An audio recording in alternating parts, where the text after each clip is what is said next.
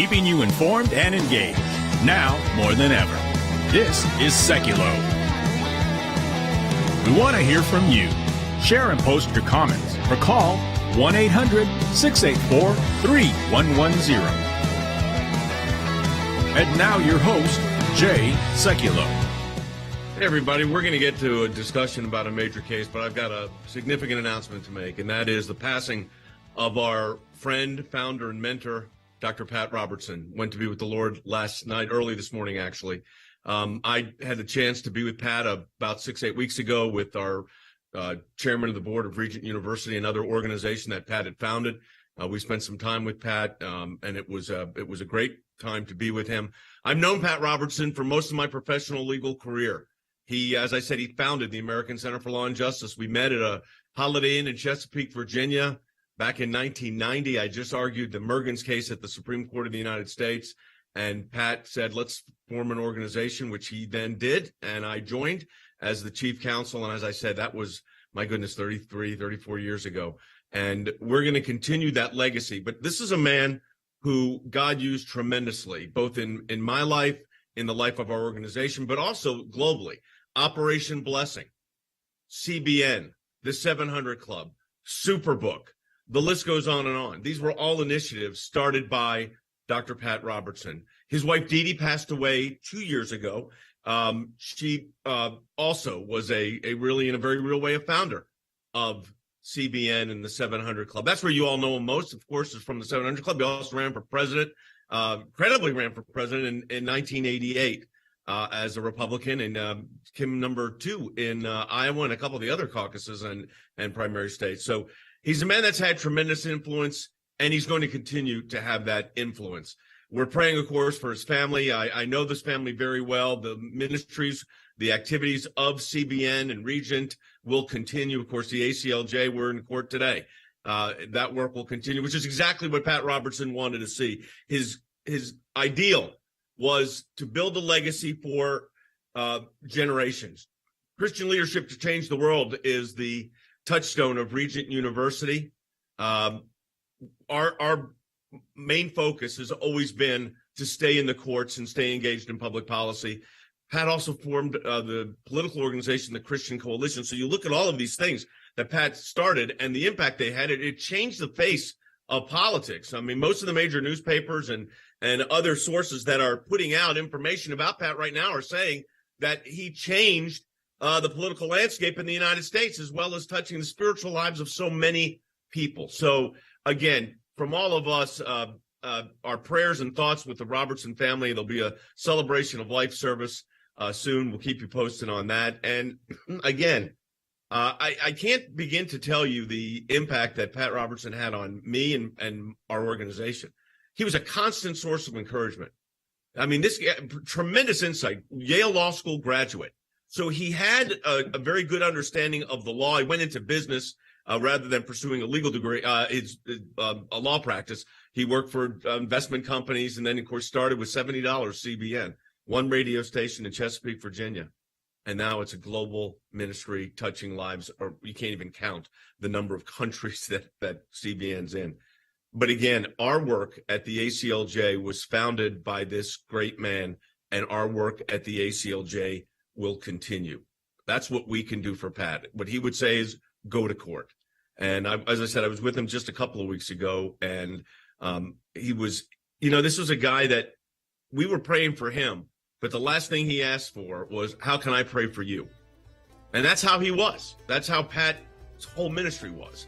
So again, from all of us, it's a huge thank you to this man, to his vision, and a prayer specifically for his family as they continue these important ministries here in the United States and around the globe. Our friend, our mentor, our colleague, Dr. Pat Robertson, with the Lord now, passed away early this morning. And again, what a joy to be part of that team at CBN. And we appreciate so much that ministry and know it will continue. We've got some very interesting developments in a case that we're working on. We're going to get to that, but I didn't want to start this broadcast out without sending our thoughts and prayers to Pat Robertson's family as he's transitioned to heaven. We'll talk to you coming out of this break.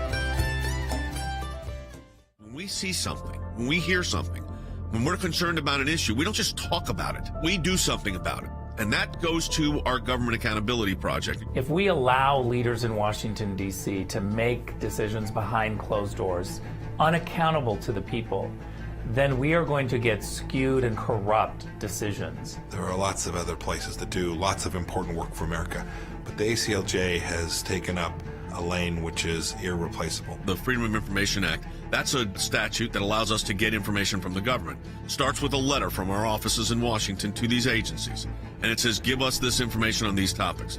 And generally, they don't. And then we go to court. We go through a series of lengthy negotiations back and forth about what they'll give or what they won't give. We may get tons of information that's redacted, and we have to then go back and say, you redacted too much. We can't really find out what you're giving us because it makes no sense. So it goes through a process of litigation. That is how you get information, and that office is going to be more active now more than ever. The ACLJ has been extremely active in vigorously seeking to hold these bureaucrats accountable. We have filed hundreds of FOIA requests. We have received over 20,000 pages of documents in our litigation. Holding them accountable, holding the Biden administration accountable so that all Americans are able to have faith in their government. We will up our efforts. We will not stop. You're finding a nugget in a gold mine. Occasionally you'll come up with something that is really a bombshell, but you have to persist in doing it, and that's what we do. That's a little bit of what we do through our Office of Government Accountability, and of course that comes under our Office of Government Affairs. So your support of the ACLJ supports all of that.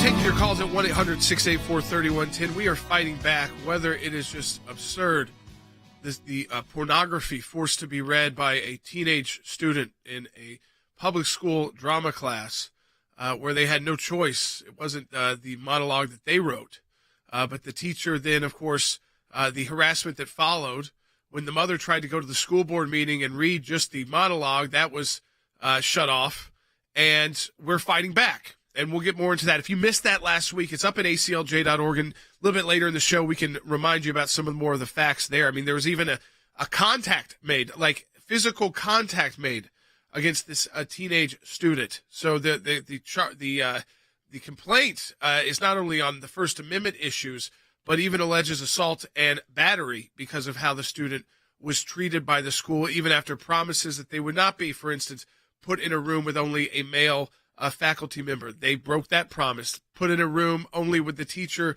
they were that they had an issue with. They broke that. They forced her to go to a room with that. She ends up in tears, and the assault and battery claim arises there because the teacher grabbed her, physically grabbed her. This is going on in our schools when someone speaks up and says, this is embarrassing to me. I feel uncomfortable having to read something so sexually explicit that was not of my choosing.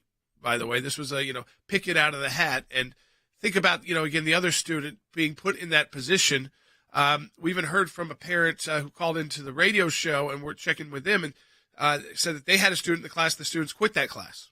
So we're following up on that as well. But we have a new case, and you're going to notice more and more cases we talk about the ACLJ fighting back against this cultural censorship of our views. This case, the new case, arises in Washington State at Fort Casey State Park, which is one of four central Whidbey area state parks and is located on Whidbey Island in Island County, Washington. That's Washington State.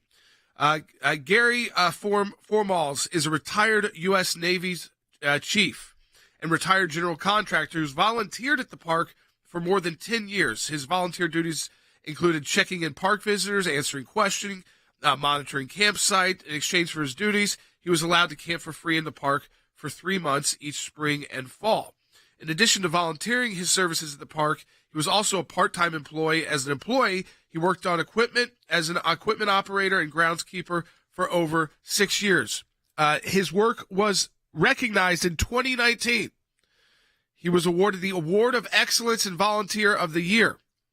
The staff commended Gary for his service above and beyond the call of duty, his integrity, and his courteous and kind manner with everyone who meets him. Does that sound like somebody who was spouting off his political beliefs to everyone he met in Washington State at a park? Absolutely not.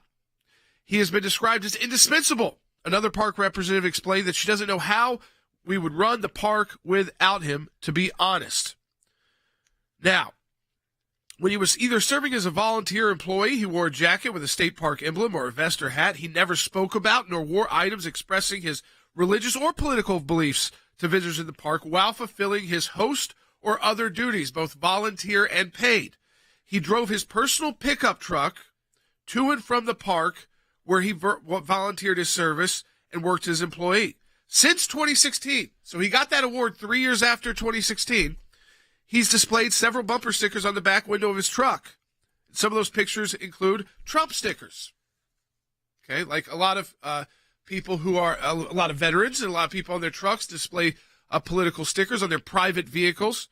No issue for years. I mean, he got the Award of Excellence in 2019, so 3 years after those stickers went up. He even parks his truck so that visitors can't see the stickers in plain sight. When he's on duty as equipment operator, he parks his personal truck behind a shed and utilizes a park vehicle. He's not trying to slap a Trump sticker on that as well. So that's like what you were talking about, Logan.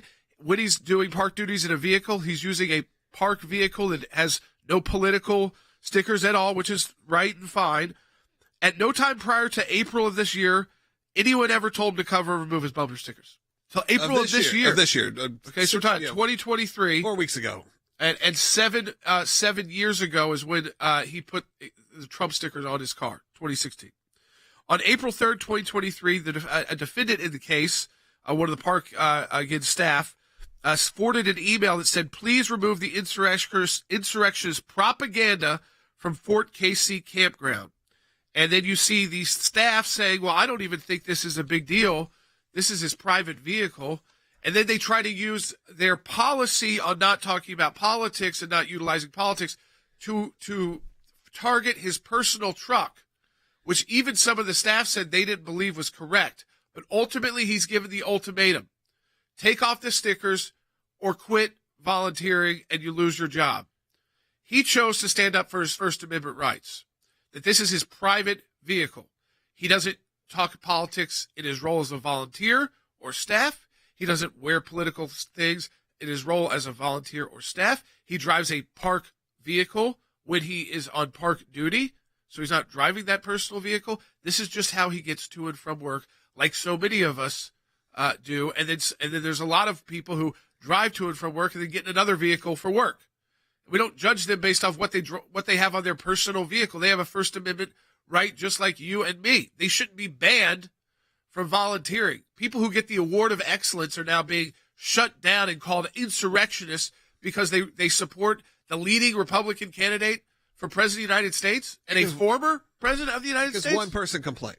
Because of one person. That's what we got to remember. A lot of these things come from very few people. One person complained, it causes all of this chaos. And that's why we're here, though. That's why we support people, because we have clients like Gary, and we could have clients like you who are watching or listening right now, because maybe you've gone through something similar. I encourage you, if you have, go to aclj.org/help, because we can maybe help you out. And we do that at no cost. That's right. So, and again, if you're in this kind of situation, it takes the Garys of the world who say, you know what, I'm not going to take those stickers off. I'm going to fight back because I believe my constitutional rights are being violated. I'm going to contact the ACLJ, and that's what he did. Yep. And we said, you know what? We also believe your constitutional rights are violated. You should be able to volunteer at that park. Most of the people that work at that park think you should be able to volunteer as well. You got the Award of Excellence after the stickers went on. So whatever policy they're talking about that you signed, they didn't have a problem with for 7 years. They didn't interpret it as applying to your personal vehicle until they got told by one visitor that you're an insurrectionist. Yeah. This is the classic case of trying to cancel us out of all aspects of culture, even when we are just trying to volunteer in a state park that we pay for as taxpayers, that he pays for as a Washington state taxpayer, as a volunteer going beyond, above and beyond, as his award said, in service to the park, has had no complaints by any visitors ever before. In fact, people say he is gracious and kind, never accused of talking politics, and they try to shut him down. The choice is give up your private speech, or lose your job and your volunteer opportunity, and you don't get to stay at the campground anymore. So that is why we are representing Gary in this, again, atrocious abuse of a state policy that is so overbroad and is only, in our knowledge, has been used to shut down Gary because he happened to have a Trump sticker. Right. I almost guarantee you would not go the other way around. I do have a interesting comment. People ask, well, how does this work if they do want help? Because we say it's at no cost. Well, the reason it can be at no cost is because people who also listen support this show. Or not the show, support the ACLJ. That's right. Oftentimes, these are cases that would be tough for a regular firm to take. Now, we partner with firms, and we have the resources that if we need to hire an attorney for a state matter, we can because of our donors. But these cases aren't necessarily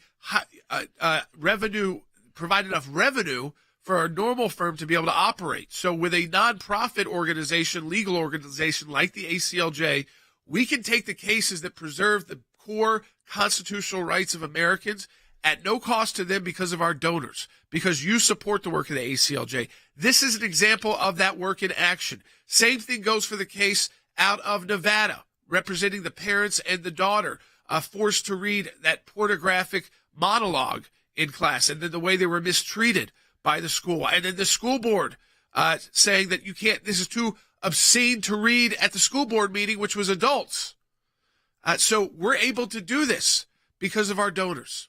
So if you don't have a case, but you want more people like Gary to speak up, to stand up and fight back, support the work of the ACLJ. You donate today at aclj.org. Let me encourage you as well. There's a horrendous Washington state law that goes into effect in July. This is a law that is redefined for teenage runaways.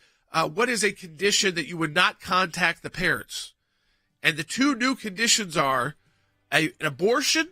So if the child wants to have an abortion and their parents aren't consenting to it, that would be a condition where you as the parent have lost control over your child, basically you've lost custody, or if your child wants to begin a gender change. And these are minors, as young as 10 years old. If you have a young person in Washington state and you want to fight back and challenge that law, we encourage you to check out and contact us at aclj.org/help. And let me explain with the way we look at this. Again, this is enticement. This is saying, hey, run away and come to us if you want the sex change. Run away and come to us and get the abortion. We won't tell your parents. Contact us, aclj.org/help. Two Las Vegas parents are suing CCSD over an assignment where they say their 15-year-old daughter was required to read an expletive-laced monologue. NRS 200-710. It states it is a crime when a person knowingly uses, encourages, entices, or permits a minor to be the subject of a sexual portrayal in a performance. We represent the parents and a 15-year-old female student in the Las Vegas Clark County school system who was forced to perform a profanity-laced, sexually explicit, obscene monologue written by another one of her classmates before the entire class. The parent has the right to control the upbringing and the education of their child. They go to a public school. The public school teacher's first mistake was allowing that particular monologue laced with profanity to be read by another student, to be drafted, first of all. The mother of the student goes to the school board. The school board cuts her off when she's reading the monologue. I don't love you. It's not you. It's just, I don't like your, or any in that case. I cheated, Joe. I'm sorry. This is propaganda. Excuse me. I don't, thank you so much for your, comment. Forgive me, we're not using profanity. If you don't want me to read it to you, what was that like for my 15-year-old daughter to have to memorize pornographic material? Not only are they being exposed, but now they need to be held accountable. This is a major piece of litigation. We're going to be very aggressive in the litigation here. It's an outrage. No student should be put in this situation. No parent should be put in this situation. It's Clark County. It is Las Vegas, Nevada. They need a lesson in the First Amendment. It's not just the curse words. It's the how obscene it is in nature. And I mean, I will encourage, I can't say it on broadcast air, but if you go to aclj.org, we've got it there for you so you can see, and you will be shocked.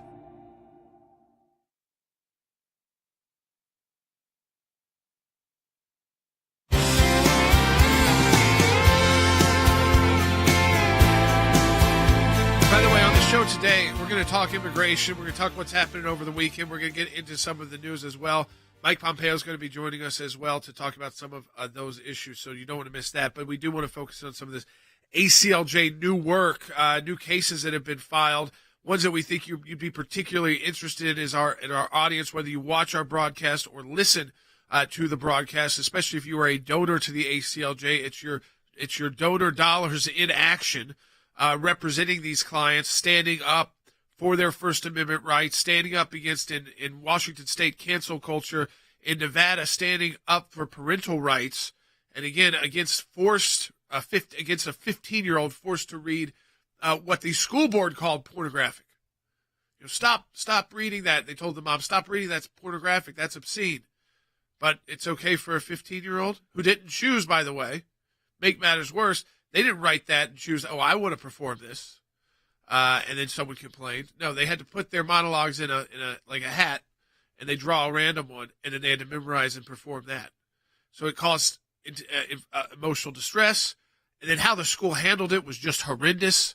But we want to take your calls too at 1-800-684-3110. We're also standing up for Gary, a military veteran volunteer in Washington State Parks who was forced to quit because of Trump stickers on his truck, personal truck. This is someone who in 2019 received their Award of Excellence. And guess when those stickers went up? 2016. Guess when they got their first complaint? 4 weeks ago in 2023. But how long did it take for them to cancel Gary from his years of service to that park? A couple of weeks. And he's been canceled. But you know what he said? I'm not going to take the stickers down. I'm going to fight back. And I bet the ACLJ will fight back with me. And he was right. He contacted us at aclj.org/help. And an actual ACLJ attorney contacts you. And we then discuss it here internally and make sure that we are the right organization, that you've got the right situation for us to assist. And if we do, that's at no cost to you. So it's aclj.org/help. If you feel like you've got one of these kind of situations, contact us. There is no harm in contacting us. There's no bad contact. We want to try and assist as many people as we can on the issues that we are experts on and why the organization is created. So aclj.org/help, especially if you're out in Washington State right now and you've got kids between the age of 10 and 17. This new law there goes into effect in July, signed by your governor. If your child is a runaway, and again, not saying your child would be a runaway, but if they did run away, usually the state would contact you in 72 hours. That's the rule, unless there's other considerations. And the other consideration would be abuse and neglect. And now they've defined abuse and neglect as not agreeing to have your minor have an abortion or to begin a gender change with medications and even surgeries. And Washington State is saying, and by the way, they'll pay for it. They'll try to reunify you with your child, but if you're against that, they're going to keep them. So go to aclj.org/help if you want to help us fight back in Washington State. Let's go to the phones, Logan. Let's go to Julie, who's calling in Oregon on line 1. Julie, welcome. Hi, thank you, gentlemen, for taking my call. Talking about the Washington State case with the Trump stickers, I'm just south of Washington in the state of Oregon, and I go to a regional park once a week, Oxbow Regional Park, and right when you come in the gate, they have an LGBTQ flag hanging there. That's the only one that's hanging there.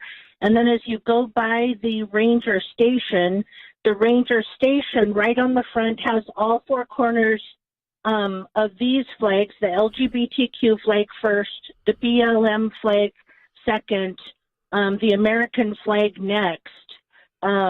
And that's just total propaganda, just as you're coming in the gate. You know, and what's interesting there is that you've got government speech. See, what in that case, I guarantee you, the Oregon, and probably rightfully so, if those facts are just correct as they are, I don't know what other policies the park has, but if they are, they would say, well, this is our decision as the state and as the state park system that we have a government right to speech as well.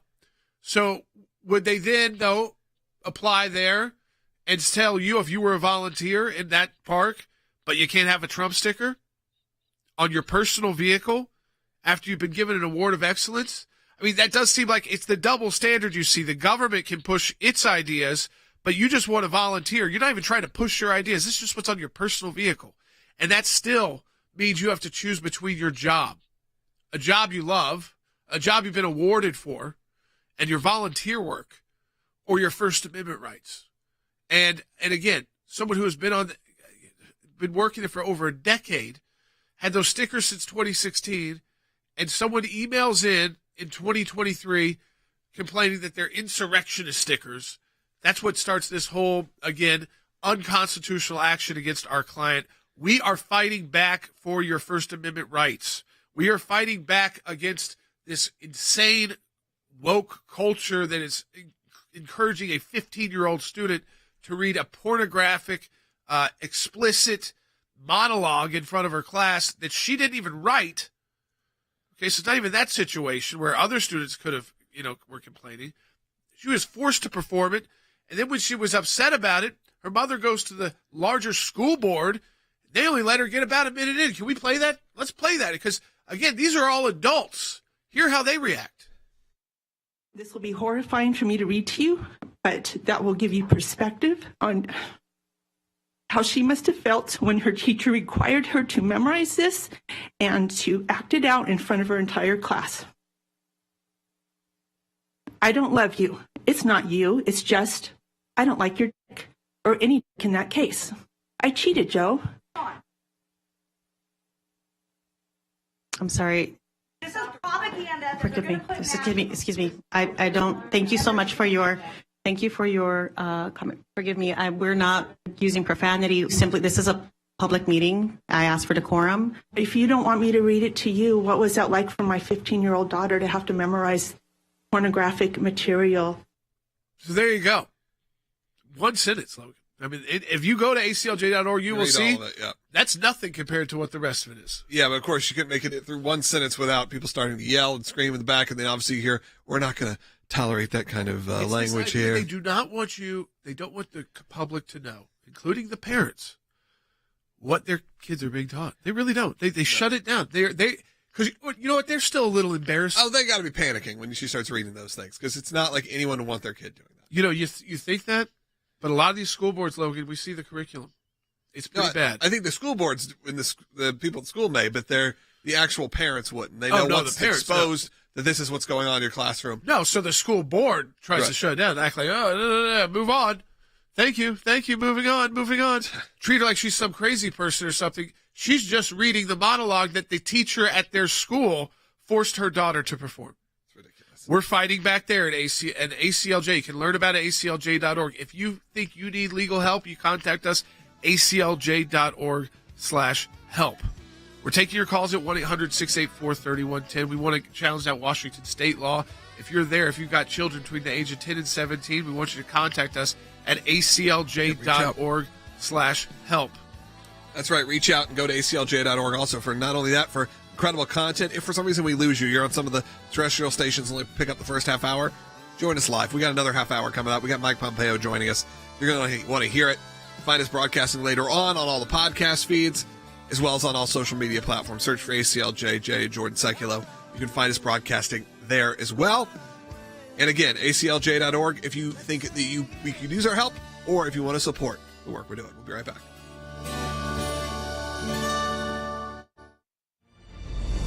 The ACLJ has a 30-plus year history of fighting on behalf of you, our members, in support of life, abortion's murder, religious liberty. A Turkish court has freed American pastor Andrew Brunson. Justice, personal freedom, and constitutional government. Our freedoms are under attack. Now, more than ever. We are not going back. Abortion is healthy. Yet another week of violence. They use their power and influence to push deeply un-American causes that threaten to destroy our country. Abortion on demand, socialism, inflation, cancel culture, weakness in the face of our adversaries. We owe it to our kids and grandkids to defend the things that make this country great. It's time to take the gloves off and uphold American values. Go to acljaction.org to learn more. Keeping you informed and engaged, now more than ever. This is Seculo. We want to hear from you. Share and post your comments or call 1-800-684-3110. And now your host, Jay Seculo. Hey everybody, we're going to get to a discussion about a major case, but I've got a significant announcement to make, and that is the passing of our friend, founder, and mentor, Dr. Pat Robertson. Went to be with the Lord last night, early this morning, actually. I had the chance to be with Pat about 6-8 weeks ago with our chairman of the board of Regent University, another organization that Pat had founded.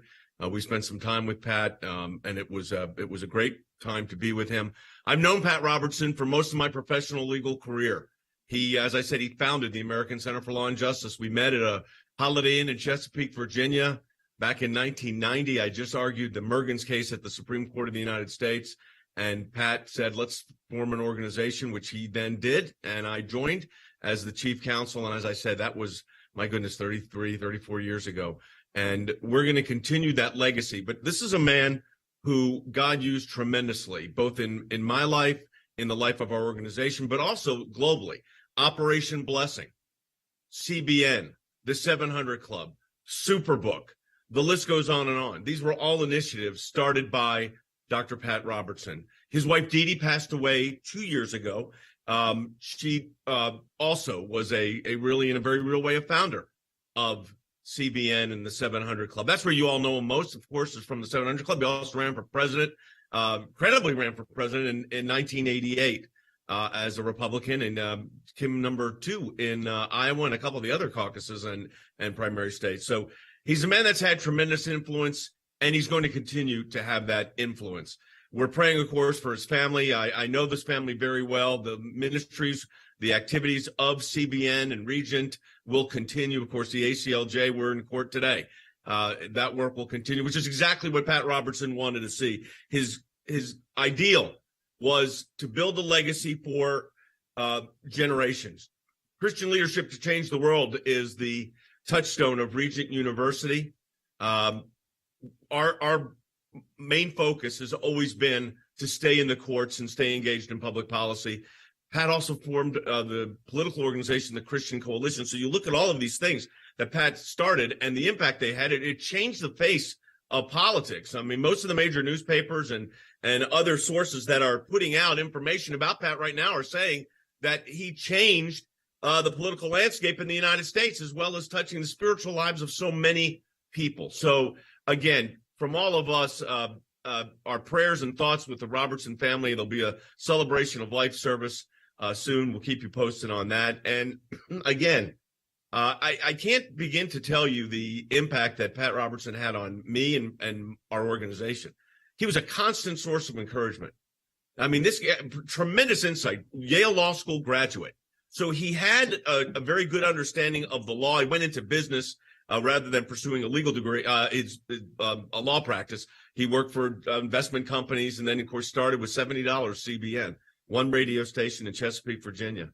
And now it's a global ministry touching lives, or you can't even count the number of countries that CBN's in. But again, our work at the ACLJ was founded by this great man, and our work at the ACLJ will continue. That's what we can do for Pat. What he would say is go to court. And as I said, I was with him just a couple of weeks ago, and he was, this was a guy that we were praying for him, but the last thing he asked for was, how can I pray for you? And that's how he was. That's how Pat's whole ministry was. So again, from all of us, it's a huge thank you to this man, to his vision, and a prayer specifically for his family as they continue these important ministries here in the United States and around the globe. Our friend, our mentor, our colleague, Dr. Pat Robertson, with the Lord now, passed away early this morning. And again, what a joy to be part of that team at CBN. And we appreciate so much that ministry, and know it will continue. We've got some very interesting developments in a case that we're working on. We're going to get to that, but I didn't want to start this broadcast out without sending our thoughts and prayers to Pat Robertson's family as he's transitioned to heaven. We'll talk to you coming out of this break.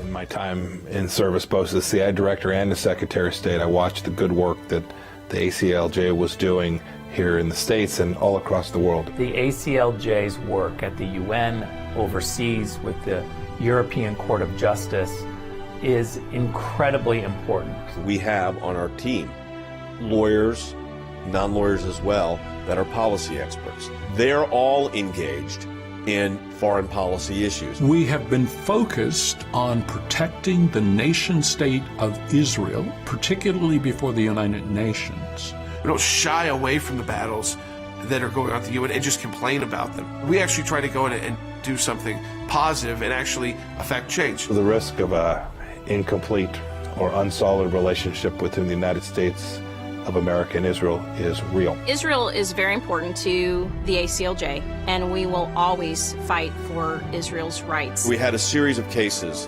at the European Court of Human Rights, primarily dealing with religious liberty. And as Secretary of State, I saw this too. Nations that had more religious freedom were on firmer footing. They had better democracies. America has always been the world leader in religious liberties, in freedom of conscience and freedom of speech. We've taken the First Amendment, and that has been our cornerstone. It's to defend the rights of people of faith and others that are having their rights abused. We not only hold our government accountable, but we hold other governments accountable. You have to keep the battle going when it's not cool anymore, when it's not the #1 story on TV. You have to actually be committed to fighting it out, or else you'll never win. The ACLJ's front and center on this, whether it is going after the deep state, whether it is litigation that we're engaged in. Your support of the ACLJ enables us to do all of this. Go to aclj.org today. That's aclj.org.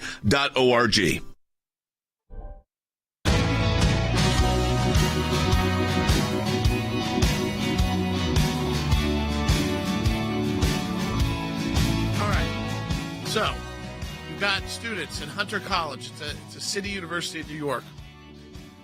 They set up a pro-life table. They go through the process. It's called tabling. It's known in college campuses. If you attended colleges, you had this all the time. Sometimes it would be very controversial groups. Sometimes it would be kind of benign.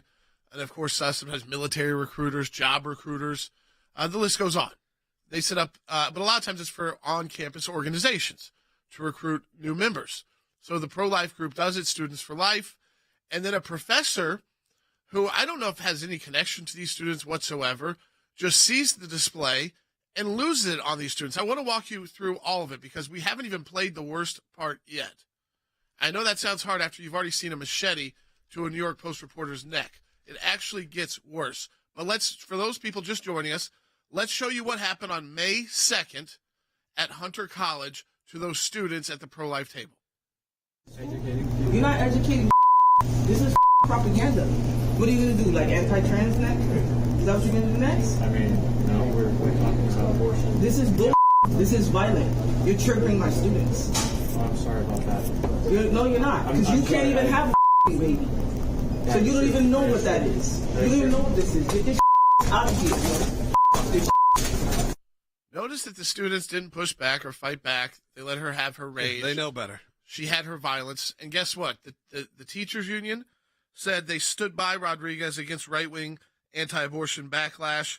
They said that the table and prominent banners were propagating dangerously false propaganda and that her actions to shut down the tabling were fully justified and part of a long and celebrated legacy at the CUNY schools, the CUNY schools. They also said, well, they do this to military recruiters as well, as if they're sometime, I guess, like living in like Vietnam or something like that. Okay, but then, so the video is that's from May 2nd. Students for Life releases the video just a couple days ago. And the New York Post reporter goes yesterday to the home of the professor, which you're able to do as a reporter.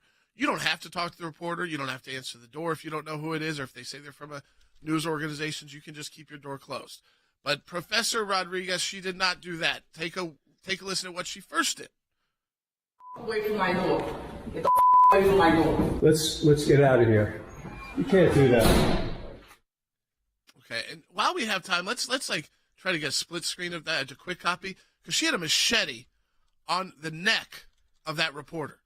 A machete. That is a machete on the neck of the reporter. That's how she opened her door. Not just aggressively saying, get out, get away, which they would have done.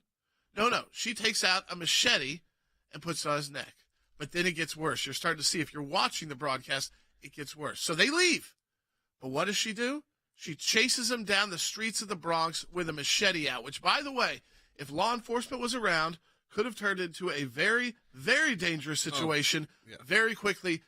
Again, there's no audio on this, so for those of you listening on radio or listening to the podcast, she is chasing them down with a machete in the public streets of the Bronx. Public streets of the Bronx, full speed running. With a machete. Now, ultimately here, she does get fired. It took a lot. She had to turn over the student's table. She had to then put a machete on her. They said that was fine. She wasn't going to get fired for that. No. So that's what we're pointing out. That professor wasn't even put on leave for destroying a student group's setup that they had absolute authority to be there. So we're in contact now, the ACLJ, with the organization to make sure if they need any legal assistance, because it's that two-tiered legal system where ultimately the school only had to act because she literally took out a machete and put one on a reporter's neck. So that's a major crime right there. And then went into the public streets, brandishing a machete, chasing people down the streets as if she was going to use it, which could result in the loss of life or serious bodily harm. Imagine if that woman ended up being shot by police, and then we would have a whole mess, right? But I guess thankfully in that situation there weren't police there in that part of New York at the time, because you saw that, Lo, you'd probably shoot her. Oh yeah, I mean that's we have a call actually asking that specific question. Can we go to Jerry, who's calling in Rhode Island? Jerry, you're on the air. Hello, folks. I did see the video. I did not know the time between May 2nd and the machete incident. It sounds like she was fired as a result of machete incident, but based on that, that's assault with a deadly weapon in public with a video. Has that woman been arrested? Not at this time, because it's New York, and she's a liberal activist. Now, ultimately, again, we want to get involved here. We can't get someone arrested. It's not what the ACLJ's job is. Those are prosecutors' jobs. We'd have to look more into the DA's office in the Bronx. We know that, if it's in Manhattan, it wouldn't be very good. Certainly should happen. But yes, I mean, I would hope that if it doesn't matter what your skin color is, what your politics is, if you chase down someone with the street with a machete and actually put it to their neck, you are going to be arrested and charged and likely convicted of some crime. And by the way, you're probably not the right kind of person to be in a university setting teaching young people who, yes, are adults, but do not sign up to go to school to be harassed and defamed and attacked physically as they were by having having what was on their table pushed into them. I mean, there's crime after crime after crime after crime committed, and it literally took a liberal school, Logan. It took a liberal school. It took a professor threatening to kill someone. Right. Before they would take action. Not even just violence, not even just disruption. You're talking about, on camera, a professor at one of these colleges, because of the fact, remember what the originating fact is. The originating fact is she didn't care for the fact that there was a pro-life table supporting essentially like a Students for Life type situation. Not necessarily Students for Life, but in that kind of vein. It may have been. And then when a reporter approached her, because she destroyed their table, ripped off all the stuff, when a reporter approached her, it was Students for Life of America, when they approached her at her home, knocked on the door, which, by the way, happens to a lot of people when the press is trying to get a statement from you, whether you like that or not, just what happens.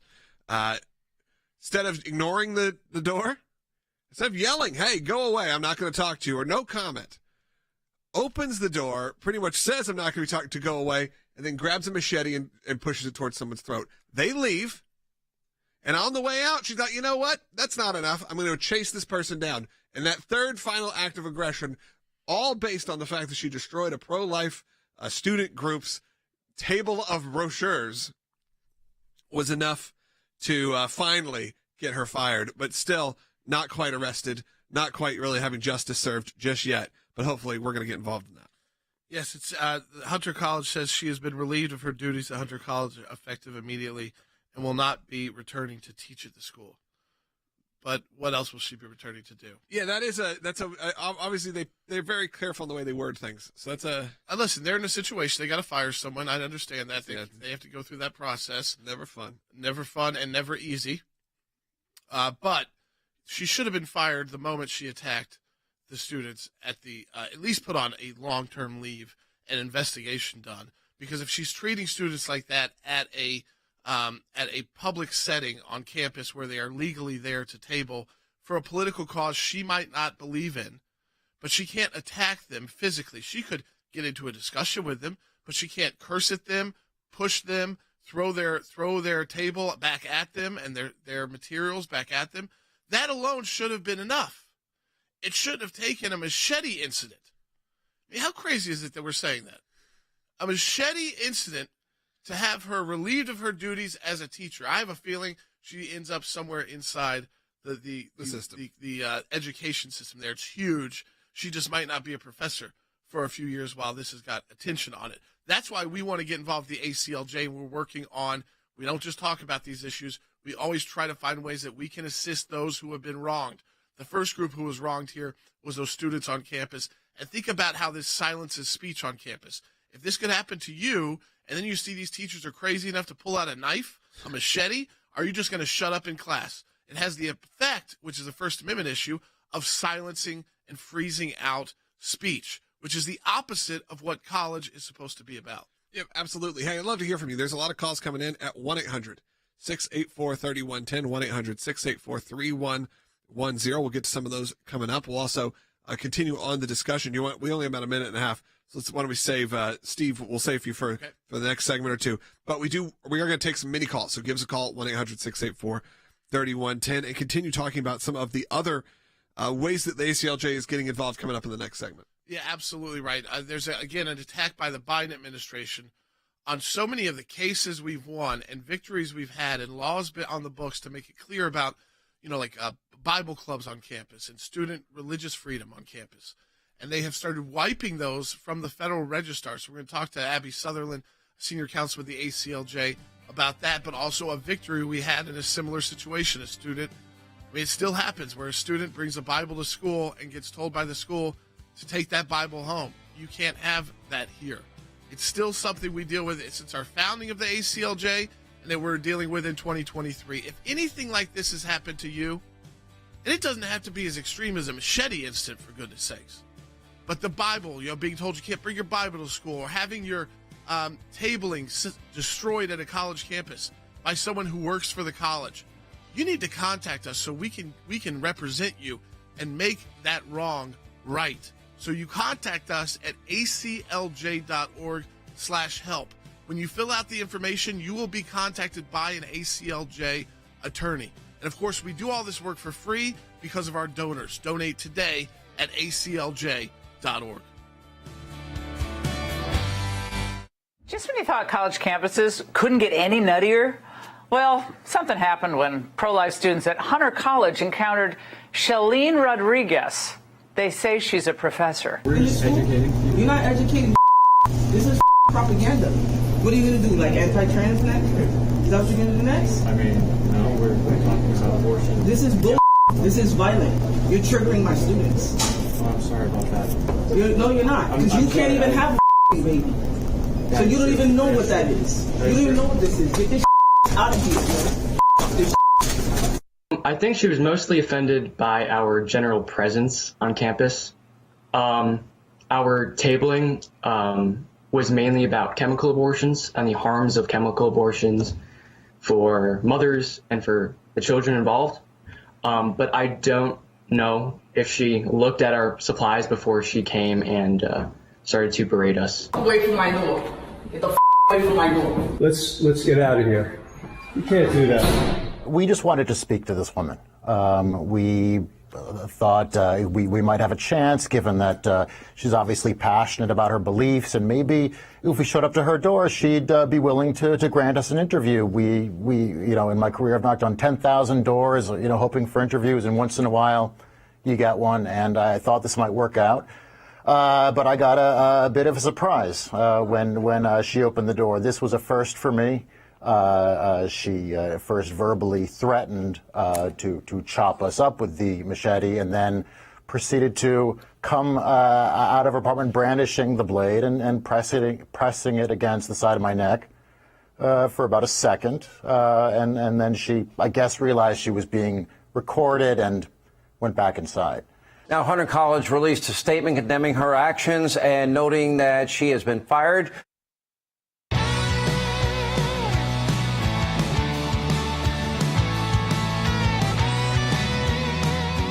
welcome back to Secular. We are taking your calls to 1-800-684-3110. We'll go to Marianne first out of Washington State, online too. Hey, Marianne.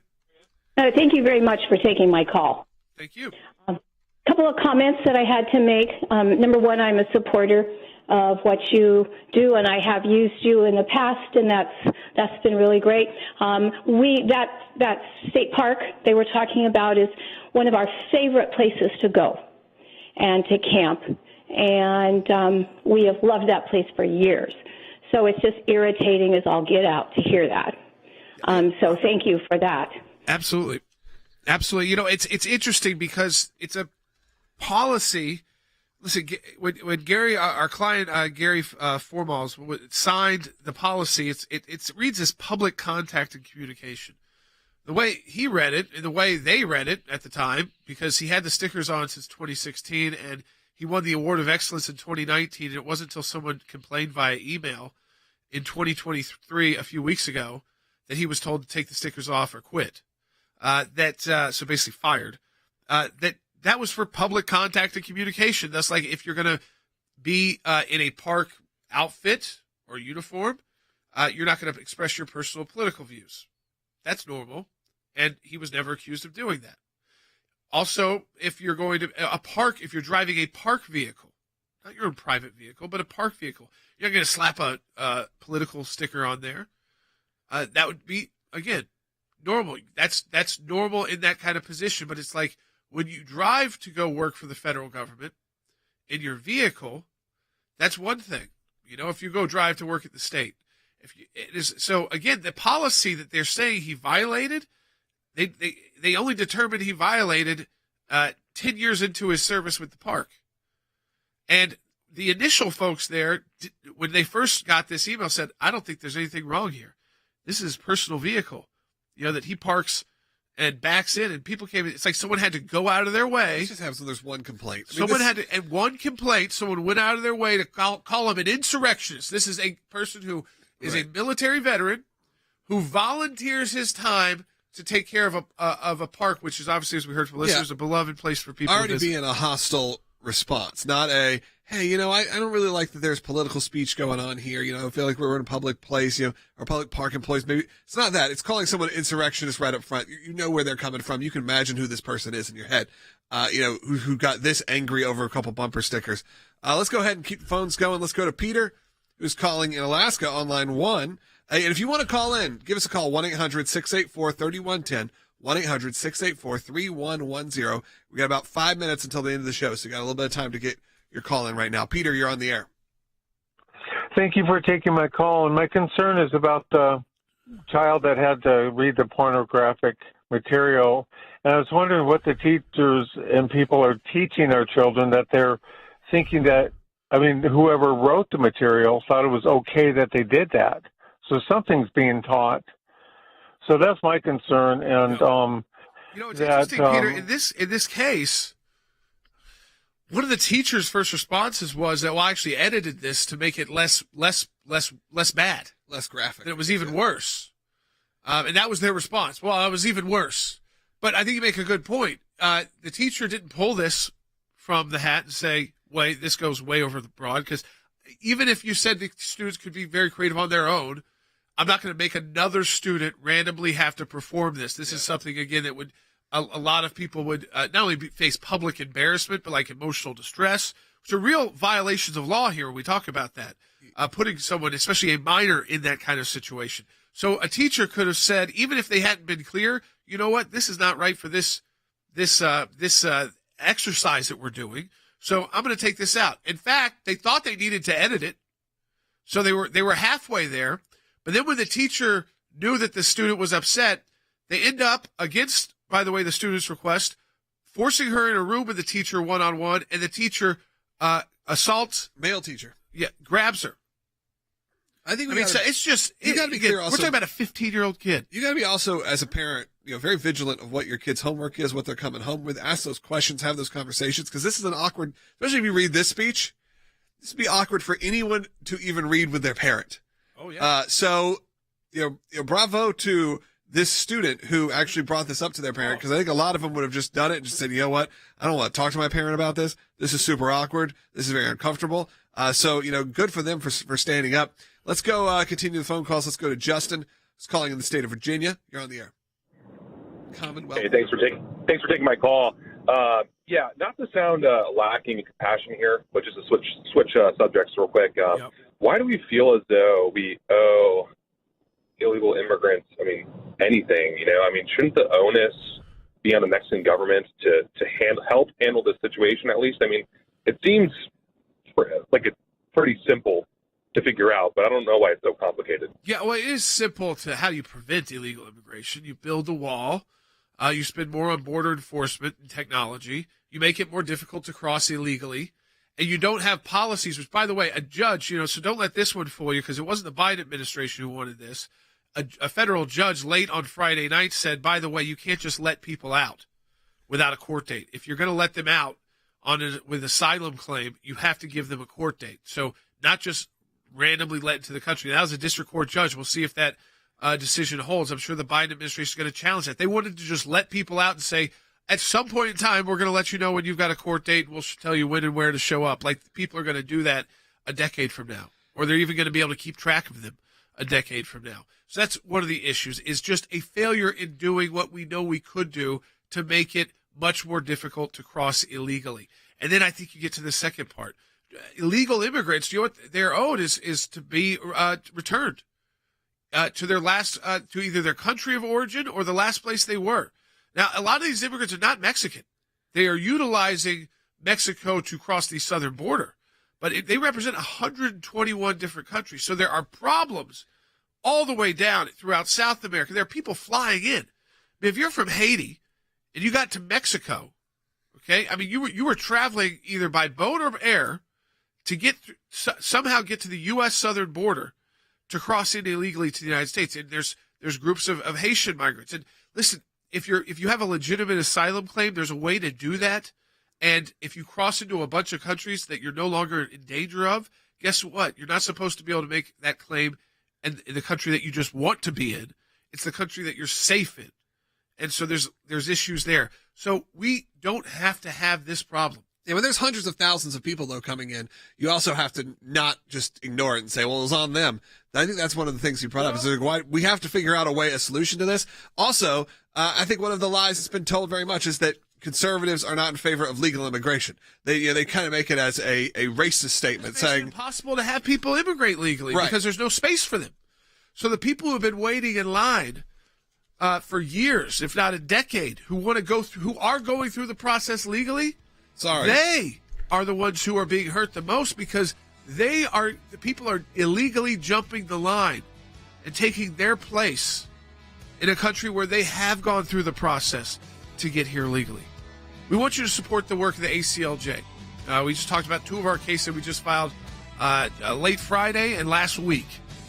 When we represent those clients too, those are the ones that are brave and they're standing up for all of our rights. That people say, I'm not going to take this. I'm going to contact the ACLJ. So if you've got a similar situation, contact us at aclj.org/help. You find yourself in Washington State, you've got a kid between the age of 10 and 17, contact us at aclj.org/help. And we can do this work because of our donors. You can donate today at aclj.org. We'll talk to you tomorrow.